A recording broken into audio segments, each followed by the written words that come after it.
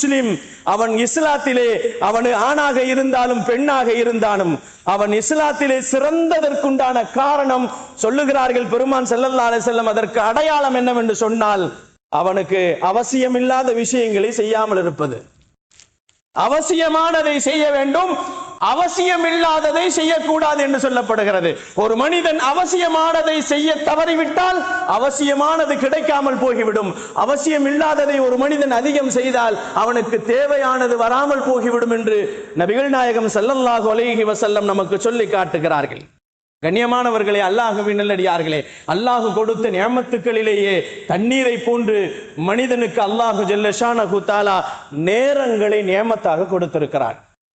நேரங்கள், மனிதனுக்கு பற்றாக்குறை, பணத்தில் பற்றாக்குறை இருக்கிறது, அவன் உணவிலே பற்றாக்குறை, பட்டினி பசியாக இருந்து கொண்டிருக்கிறான். மனிதனுக்கு எல்லா துறைகளிலேயும் அவனுக்கு பற்றாக்குறைகள் வந்து கொண்டே இருக்கிறது. கடந்த காலங்களிலே ஆக்சிஜன் பற்றாக்குறையாக இருந்தது. கண்ணியமானவர்களே, நபிகள் நாயகம் ஸல்லல்லாஹு அலைஹி வஸல்லம் சொல்லுகிறார்கள், மூமின்களுக்கு பற்றாக்குறை அல்லாஹ் கொடுத்த காலங்கள் பற்றாக்குறையாக இருக்கிறது. ஒரு மனிதனுக்கு 24 மணி நேரம் அல்லாஹ் கொடுத்திருக்கிறான். பற்றாக்குறை, தொழுவதற்கு நேரம் இல்லை, டயம் இல்லை. தெளிவாக சொல்லுகிறார்கள், சம்பாதிப்பதற்கு நாள் இருக்கிறது, நேரம் இருக்கிறது, விழித்திருக்க முடிகிறது.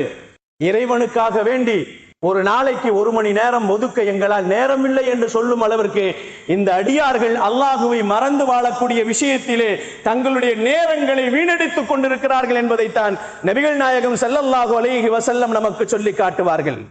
ஆனால் தான் முஸ்லிம்கள் இருக்கிறார்கள் அல்லவா, அவர்கள் கண்டிப்பாக காலங்களை பயன்படுத்திக் கொள்ள வேண்டும், கிடைத்த ஓய்வுகளை எடுத்துக்கொள்ள வேண்டும், அவர்களுக்கு கிடைக்கின்ற ஓய்வுகளை எடுத்துக்கொள்ள வேண்டும்.